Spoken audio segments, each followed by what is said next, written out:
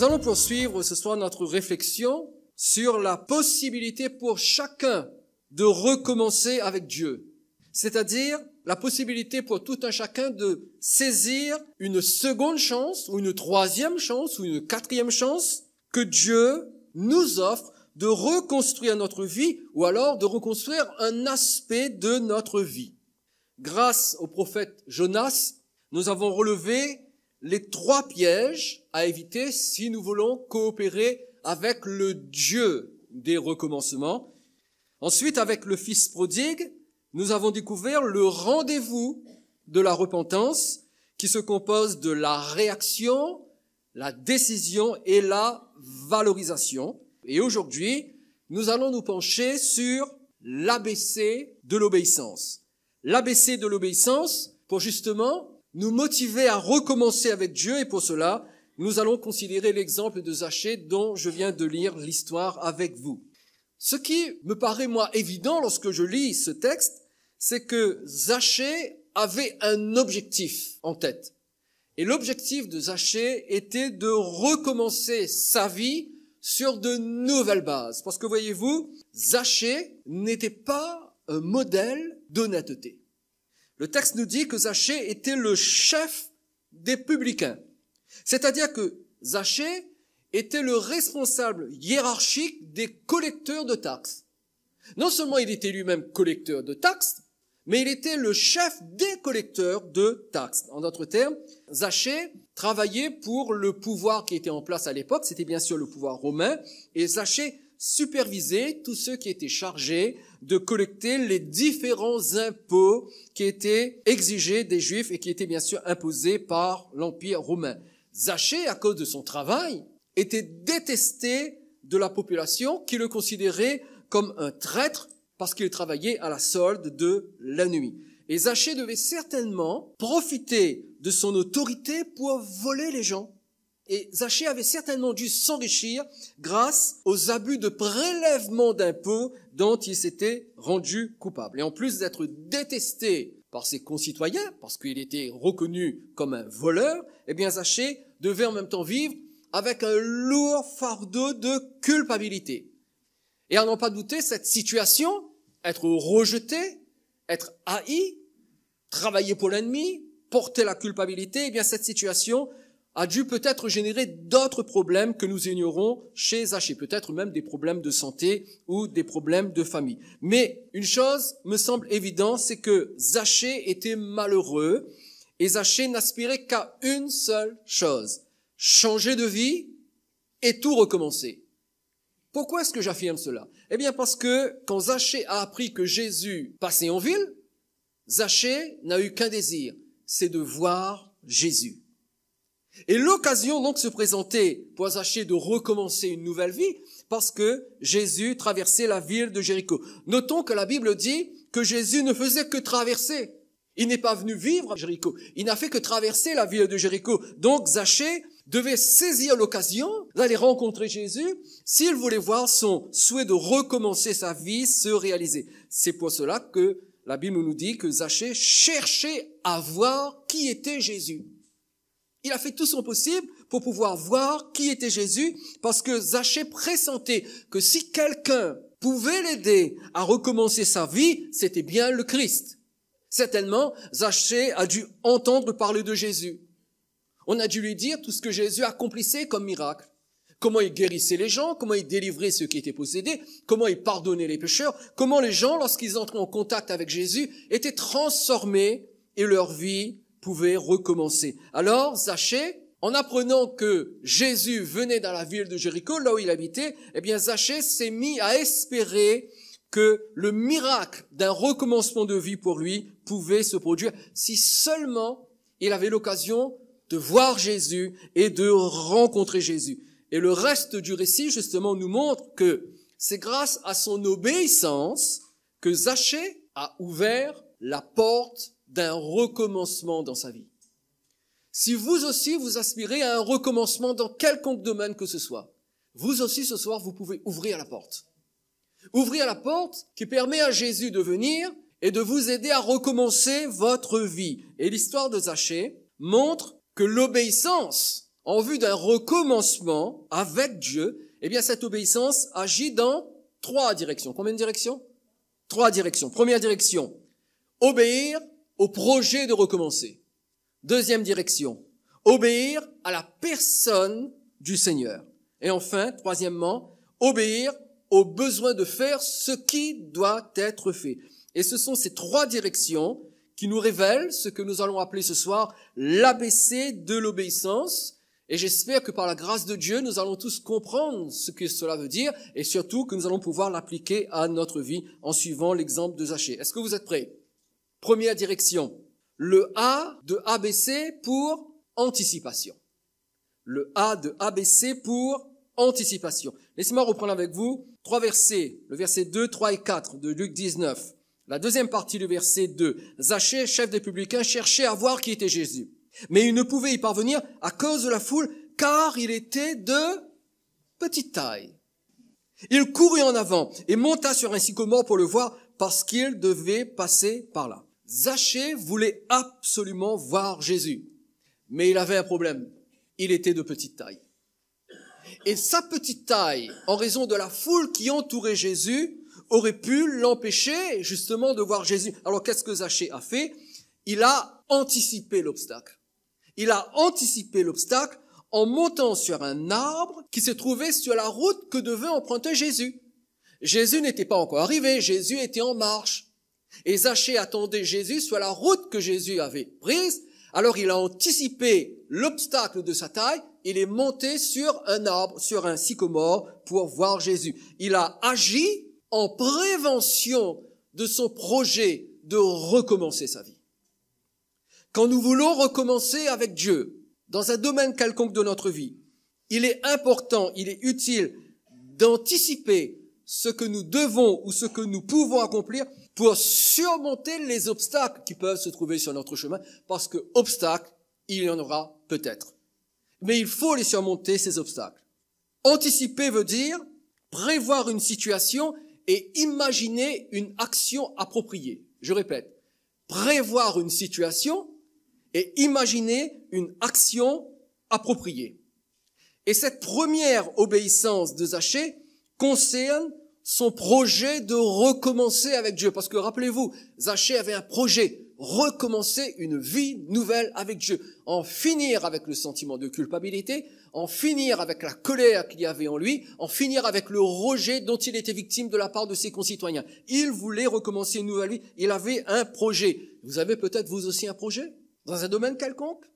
Un projet professionnel, un projet strictement personnel, un projet familial, un projet au niveau de votre santé. Vous avez un projet, eh bien, vous devez apprendre à obéir à votre projet de recommencer avec Dieu. Et ce projet était si ferme chez Zachée qu'il a prévu ce qu'il devait faire pour ne pas rater l'occasion de voir Jésus. Parce qu'il savait qu'il aurait pu très bien ne pas voir Jésus en raison de sa petite taille. Il a compris que sa petite taille pouvait l'empêcher de voir quel genre de personne était Jésus. Ma question ce soir, elle est simple. Qu'en est-il de vous? Quels sont vos obstacles? Ou quels pourraient être les obstacles à votre projet de recommencer votre vie? Est-ce que ça pourrait être votre entourage par hasard? Il y a peut-être autour de vous des personnes qui pourraient vous empêcher justement de recommencer votre vie. Est-ce que c'est votre scolarité? Vous n'avez pas les diplômes qu'il faut? Vous n'avez pas la formation qu'il faut? Est-ce que ce sont vos finances? Vous n'avez pas suffisamment d'argent parce que vous avez un projet à cœur, mais il vous manque les finances. C'est peut-être votre santé. Et puis on peut rallonger la liste. Et tous ces empêchements peuvent vous détourner et vous décourager à recommencer avec Dieu. La question est toute simple. Allez-vous obéir à votre projet de recommencer ou allez-vous abandonner à cause de vos obstacles? Zachée avait un projet. Ou il obéissait à son projet, ou il abandonnait parce qu'il était trop petit. Zachée a fait le bon choix. Il a choisi d'obéir à son projet. Vous êtes peut-être étonné par l'expression que je suis en train d'utiliser. Obéir à un projet. Obéir à un projet, qu'est-ce que ça veut dire? Eh bien, cela veut dire que l'on se fixe un projet et que l'on vise ce projet et que l'on fait tout ce qu'il faut pour atteindre l'objectif. Donc, on obéit à son projet. Le projet est devant nous. On vise un recommencement bien particulier. on veut atteindre un point bien particulier, alors on obéit à ce projet et on fait tout ce qu'il faut jusqu'à ce que l'on ait atteint ce projet. Alors bien sûr, sur la route, il peut y avoir des obstacles. Et si vous voulez vous franchir vos obstacles, que pouvez-vous anticiper dès maintenant? Parce qu'il faut anticiper. Vous connaissez votre projet. Alors, commencez à penser aux obstacles qui peuvent se trouver devant vous. Quelles sont les solutions de secours que vous pouvez mettre en place pour ne pas être arrêté dans votre démarche de recommencement? Alors, il faut s'asseoir et il faut penser, il faut réfléchir. Et si vous n'êtes pas capable de le faire seul, demandez conseil aux autres. Allez voir les spécialistes. Allez voir des conseillers. Discutez et pensez d'une part à votre projet, mais aussi pensez aux obstacles qui peuvent être devant votre projet. Quelle est l'aide que vous pouvez obtenir lorsque justement surgira l'obstacle? Zachée, lui, avait un sycomore. Son système de secours, c'était un arbre. Pour pouvoir voir Jésus, Zachée avait une solution en or. Alors qu'il était trop petit, eh bien, il suffisait qu'il s'élève un peu plus et il a trouvé un arbre pour lui permettre de se lever. Quel est votre sycomore à vous? Quel est l'arbre sur lequel vous allez monter pour pouvoir franchir votre obstacle? Zachée avait un sycomore. Vous, quel est votre sycomore?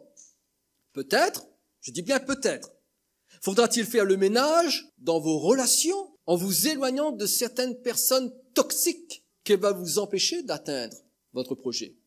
Vous savez, quelquefois, ce sont les gens les plus proches de nous qui nous ralentissent lorsque nous voulons recommencer notre vie.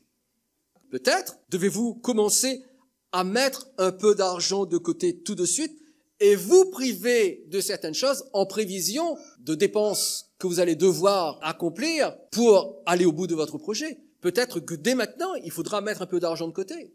Peut-être que vous devez vous occuper de votre santé. Peut-être dès maintenant, faire un bilan et suivre un traitement, etc., etc. Il faut anticiper, réfléchir aux obstacles, se soumettre à son projet en surmontant dès maintenant les obstacles. Et si les obstacles se dressent sur notre chemin pour nous empêcher d'obéir à notre projet de recommencer avec Dieu, rappelez-vous de ce qui est écrit dans Jacques, si vous voulez lire avec moi, Jacques chapitre 1, versets 2 à 4. Mes frères, regardez comme un sujet de joie complète les diverses épreuves auxquelles vous pouvez être exposés. Jacques est en train de dire, si vous avez un projet et que pour atteindre ces projets, certains obstacles se dressent sur votre route, eh bien, regardez ces obstacles comme un sujet de joie. Soyez contents que les obstacles soient là. Pourquoi? Parce que l'épreuve de votre foi produit la patience. C'est-à-dire, si vous apprenez à surmonter les obstacles, si vous anticipez les obstacles pour les surmonter, vous allez développer en vous des qualités. Vous allez développer votre caractère. Vous allez développer la patience. Mais il faut que la patience accomplisse parfaitement son œuvre afin que vous soyez parfait et accomplir sans faillir en rien. En d'autres termes, lorsque vous avez un projet et que vous pensez aux obstacles et comment surmonter ces obstacles, eh bien, le seul fait de travailler sur ces obstacles que vous voulez franchir, cela va vous fortifier et cela va faire de telle sorte que vous allez devenir beaucoup plus fort alors que vous êtes en train de voir les obstacles et que vous êtes sur le point de vous décourager en disant « Jamais je n'y arriverai ». Si Zachée avait dit « Jamais je n'arriverai à voir Jésus parce que je suis trop petit », si Zachée avait réagi comme ça, il n'aurait jamais pu voir Jésus et sa vie n'aurait jamais pu recommencer. Donc, que faut-il faire? Il faut être tenace. Il faut être persévérant. Il ne faut pas se décourager. Et quand toutes nos émotions parlent contre notre projet, quand toutes nos pensées nous bombardent pour nous empêcher d'aller jusqu'au bout de notre projet, nous ne devons pas nous décourager parce que Dieu va nous aider à surmonter les obstacles qui sont sur notre chemin. Et si nous ne savons ni quoi faire, ni comment faire, alors Jacques nous donne la solution dans le verset qui suit. Nous nous sommes arrêtés au verset 4, regardez le verset 5 maintenant. Si quelqu'un d'entre vous manque de sagesse, c'est-à-dire si quelqu'un ne sait pas quoi faire, si quelqu'un ne sait pas comment réagir pour anticiper les obstacles et pour les surmonter, eh bien si quelqu'un d'entre vous manque de sagesse, qu'il la demande à Dieu, qui donne à tous simplement et sans reproche, et elle lui sera donnée. Ce qui montre bien que lorsque nous avons un projet, lorsque nous voulons atteindre un but avec Dieu et recommencer avec Dieu dans un domaine quelconque de notre vie, si les obstacles se dressent sur notre route, Dieu est de notre côté pour nous aider à surmonter ces obstacles. Mais nous devons les anticiper. Donc, notre obéissance pour recommencer avec Dieu commence par l'anticipation des éventuels empêchements à notre projet afin de les surmonter et d'aller jusqu'au bout d'un vrai recommencement avec Dieu. Donc, premièrement, anticiper les obstacles. Deuxième direction, le B de ABC pour bonheur. Le B de ABC pour bonheur. Regardez Luc 19, versets 5 et 6. Lorsque Jésus fut arrivé à cet endroit, il leva les yeux et lui dit, Zachée, hâte-toi de descendre, car il faut que je demeure aujourd'hui dans ta maison. Zachée se hâta de descendre et le reçut avec joie. Alors ici, nous voyons que Zachée a recueilli les fruits de son anticipation. Parce que non seulement il a été en mesure de voir Jésus, parce qu'il était sur son sycomore, il a surmonté l'obstacle de sa petite taille, mais aussi il a été vu par Jésus. Et c'est ce qui était le plus important. Non seulement qu'il voit Jésus, mais surtout que Jésus le voit. Et lorsque Jésus le voit, Jésus lui annonce qu'il va venir dans sa maison. Est-ce que vous pouvez vous imaginer ce qui se passe dans l'esprit de Zachée? Lui, le rejeter, le détester, le mépriser, parce que c'était un voleur, on ne l'aimait pas. Voilà que Jésus, le prophète de Galilée, celui qui guérit, qui libère, qui transforme les vies, voilà que Jésus lui dit, aujourd'hui, Zachée, je vais venir chez toi. Je vais t'honorer de ma présence.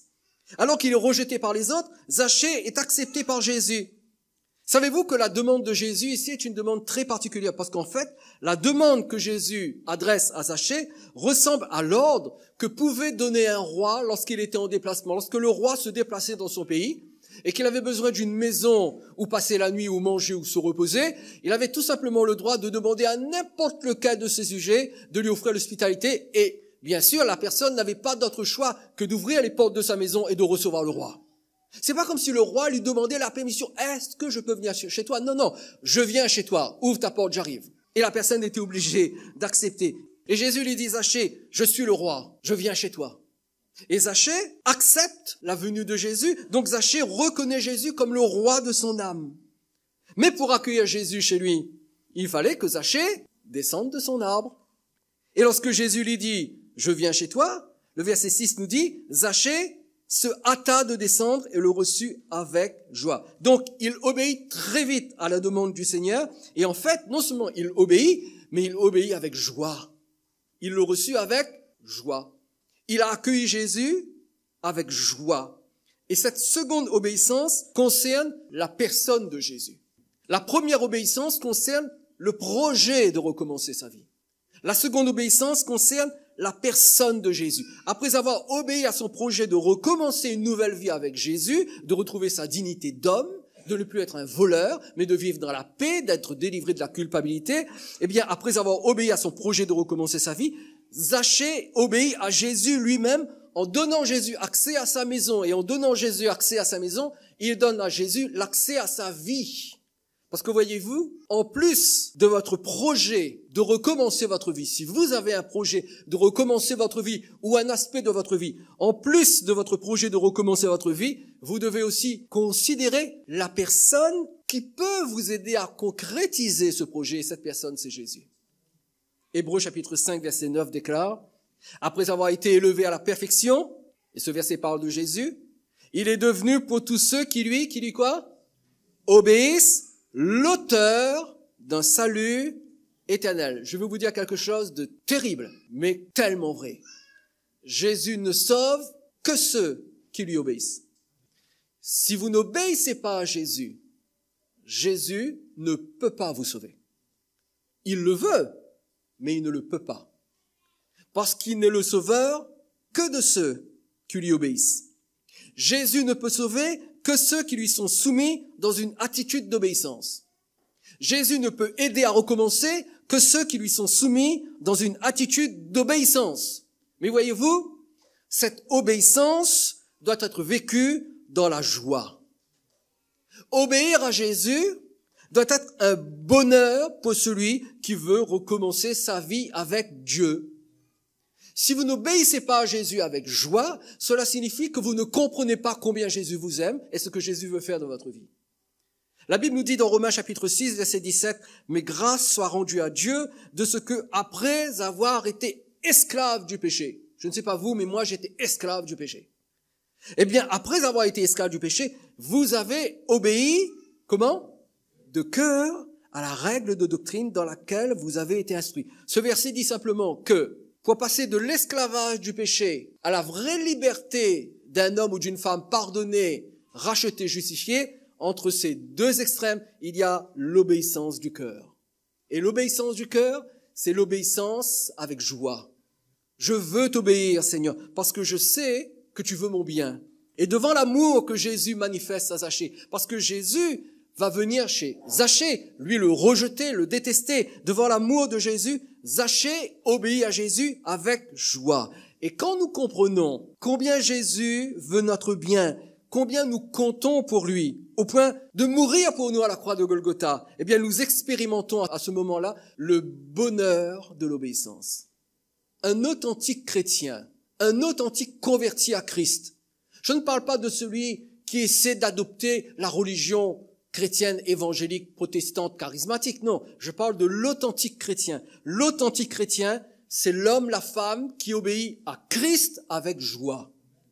Il n'obéit pas à une religion, il n'obéit pas à une église, il n'obéit pas à un pasteur, il n'obéit pas à un prêtre, il obéit à Jésus et cette obéissance se fait avec joie. Si notre obéissance est pénible, si notre obéissance est sans joie, c'est le signe que nous n'avons pas réalisé l'amour de Jésus pour nous. Ah, vous comprenez, samedi, je voulais venir au culte, mais j'ai pas pu, mon pied était lourd, c'était difficile pour moi. C'est parce que tu n'as pas encore compris l'amour de Jésus pour toi. Alors tu cherches des excuses pour ne pas être là avec tes frères, avec tes sœurs, pour ne pas vivre ta vie chrétienne, parce que tu n'as pas compris l'amour que Jésus a pour toi. Mais si tu comprends l'amour que Jésus a pour toi, alors tu lui obéis, mais avec joie. Et venir à l'église n'est plus un fardeau, n'est plus une charge, mais c'est une joie, parce que j'obéis à mon Sauveur, à celui qui peut m'aider à changer de vie. La question est, avons-nous compris combien nous sommes acceptés par Jésus, même si nous avons mal agi? Parce que si quelqu'un avait mal agi, c'était Zachée. Si quelqu'un avait pris de mauvaises décisions, c'était Zachée. Et pourtant, Jésus aime Zachée. Et Jésus montre à Zachée l'importance qu'il a, la valeur qu'il revêt. Et Jésus lui dit, Zachée, je dois demeurer aujourd'hui dans ta maison. Moi, Jésus, je viens chez toi. Alors Zachée, comprenant l'amour, comprenant la valeur, comprenant l'acceptation de Jésus, Zachée obéit avec joie. Et si nous avons du mal à réaliser l'acceptation dont nous sommes l'objet de la part du Seigneur, parce que c'est important pour vous et pour moi de comprendre, le Seigneur nous accepte. Le Seigneur ne nous demande pas de changer pour être accepté par lui. Il nous accepte. Et parce qu'il nous accepte, il nous donne la force de changer. Mais d'abord, il nous accepte. Et si nous avons du mal à réaliser l'acceptation dont nous sommes l'objet de la part du Seigneur, nous pouvons prier comme Paul le faisait pour les chrétiens de l'église de Thessalonique. Regardez 2 Thessaloniciens, chapitre 3, verset 5. Voilà le genre de prière que vous et moi, nous devrions faire en tant que chrétiens. Que le Seigneur dirige vos cœurs vers quoi? L'amour de Dieu et vers la patience de Christ.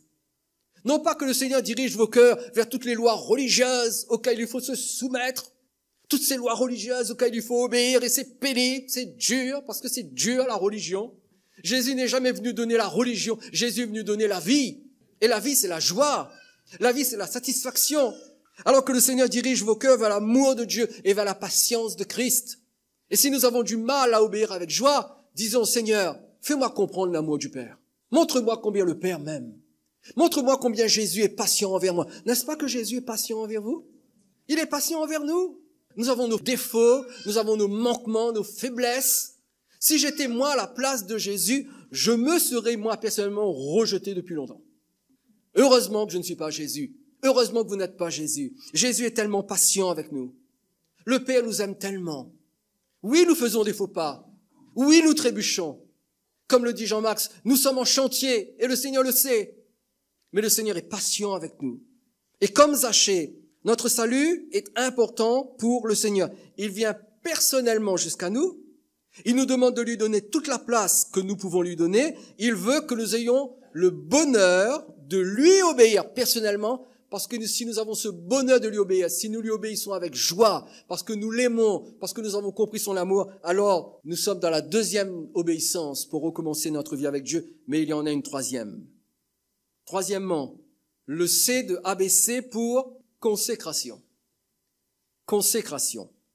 Regardez avec moi les versets 7 et 8 de Luc 19.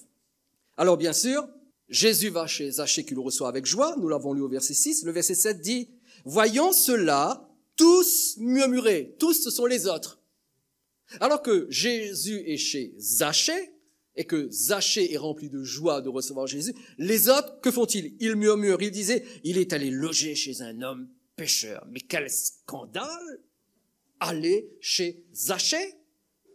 Mais Zachée, se tenant devant le Seigneur, lui dit, « Seigneur, voici, Seigneur, je donne aux pauvres la moitié de mes biens. Et si j'ai fait tort de quelque chose à quelqu'un, je lui rends le quadruple. » Alors que les adversaires de Jésus le critiquaient pour s'être rendu dans la maison d'un homme tel que Zachée, parce que eux, ils ne voyaient que l'homme. Ils voyaient l'homme avec ses travers, avec ses faiblesses, avec ses échecs, comme les autres peuvent nous voir, nous, avec nos échecs, avec nos défauts. Mais Jésus, lui, voit au-delà. Jésus voit le salut. Jésus voit la vie nouvelle. Jésus voit le projet de recommencer. Alors oui, Jésus est allé chez Zachée. Et ce dernier était tellement conscient de la bonté du Seigneur à son égard qu'il n'a pas hésité à se consacrer à des réajustements de sa vie. Et c'est très important, cela. Lorsque nous voulons recommencer avec Dieu dans un domaine quelconque, il y a des réajustements à effectuer. Et cette troisième obéissance concerne le besoin de faire ce qui doit être fait. Le besoin de faire ce qui doit être fait. Lorsque nous voulons recommencer avec Dieu, il y a des choses qui doivent être faites. Pour Zachée, c'était celui de rembourser tous ceux qu'il avait trompés et dépouillés et de s'occuper des nécessiteux, ce qui était totalement à l'opposé de sa vie passée. C'était totalement l'opposé de sa façon de vivre autrefois. Autrefois, non seulement il se fichait éperdument des nécessiteux, mais en plus, il volait les gens lorsqu'il prélevait les impôts. Il abusait de sa position d'autorité. Mais là, il va faire totalement l'opposé. Non seulement il va rembourser, mais il va également donner à ceux qui n'ont rien. Et l'attitude de Zachée, là, démontre un véritable changement. Un changement tellement profond que ce changement lui permet de recommencer une nouvelle vie, une vie totalement différente de ce qu'il avait vécu jusqu'à présent. Et cela confirme ce que Jésus dit dans Matthieu chapitre 12, verset 33. Regardez ce que Jésus dit ici, Matthieu 12, 33. Dites que l'arbre est bon et que son fruit est bon. Ou dites que l'arbre est mauvais et que son fruit est mauvais. Car on connaît l'arbre par le fruit. En d'autres termes, ou l'arbre est bon et le fruit est bon, ou l'arbre est mauvais et le fruit est mauvais. L'arbre bon ne peut pas donner de mauvais fruits. Le mauvais arbre ne peut pas donner de bons fruits. Quand l'arbre est bon, le fruit est bon. Quand l'arbre est mauvais, le fruit est mauvais. Avant que Jésus vienne dans sa vie, Zachée était un mauvais arbre. Son fruit était mauvais. Il volait, il abusait, il trompait, il manipulait. Mais alors que Jésus est venu en lui, il est devenu un bon arbre. Et le fruit était bon. Il donne la moitié de ses biens aux pauvres et le quadruple à ceux qu'il avait volés. Et la moitié de ses biens aux pauvres et le quadruple de remboursement indique la profondeur du changement qui est opéré en lui et qui se manifeste autour de lui. Parce que voyez-vous, quand nous changeons à l'intérieur, ce changement à l'intérieur se manifeste à l'extérieur. Lorsque quelqu'un dit « j'ai changé dans mon cœur », dehors c'est toujours pareil, mais dans mon cœur j'ai changé. C'est faux. Si tu changes dedans, tu changes dehors. Parce que si l'arbre est bon, le fruit est bon. Si le fruit est mauvais, l'arbre est mauvais. On peut prétendre qu'il est bon, mais il est mauvais. Donc, Zachée manifeste à l'extérieur le changement qui s'est produit à l'intérieur. Alors bien évidemment, ici, il ne s'agit pas d'une loi financière à laquelle tout le monde doit se soumettre. Vous avez bien compris qu'il n'est pas question pour vous, si vous recommencez avec Jésus, d'aller donner la moitié de vos biens aux pauvres. Parce que si c'est le cas, permettez-moi de vous dire, je suis pauvre, d'accord? C'est pas ça, vous comprenez? Il s'agit ici d'un principe. Quel est le principe? Le principe est le suivant. Se consacrer à faire ce qui doit être fait afin de recommencer avec Dieu sur de nouvelles bases. Et il faut se consacrer à faire ce qui doit être fait. Ça veut dire quoi, se consacrer? Cela veut dire s'engager. J'aurais pu remplacer le mot consécration par le mot contrat. Passer un contrat avec soi-même. Je recommence avec Dieu, je veux des bases nouvelles. Alors, je passe un contrat avec moi-même. Voilà les choses que je change dans ma vie. Si nous voulons recommencer avec Dieu, nous devons faire les choses différemment. Nous ne pouvons pas faire sans cesse les mêmes choses de la même façon et nous attendre à des résultats différents. Les mêmes actions produiront les mêmes résultats. Et il faut savoir ce qu'il faut faire différemment afin de réajuster sa situation. C'est pour cela que Jésus a dit dans Matthieu chapitre 9, verset 17, regardez bien ce verset, écoutez bien ce que Jésus déclare ici, il utilise une image, mais dans cette image, il y a une leçon tellement importante pour nous. Jésus dit, on ne met pas non plus du vin nouveau dans de vieilles outres. À l'époque, le vin ne se trouvait pas dans des bouteilles de verre comme aujourd'hui avec un joli bouchon de liège.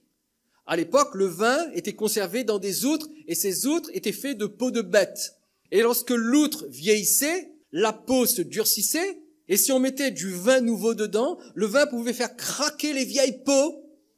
Et il fallait que l'outre soit neuve pour recevoir le vin nouveau. Et Jésus dit, on ne met pas non plus du vin nouveau dans de vieilles outres. Autrement, les outres se rompent, le vin se répand, et les outres et le vin, bien sûr, sont perdus. Mais on met le vin nouveau dans des outres neuves, et le vin et les outres se conservent.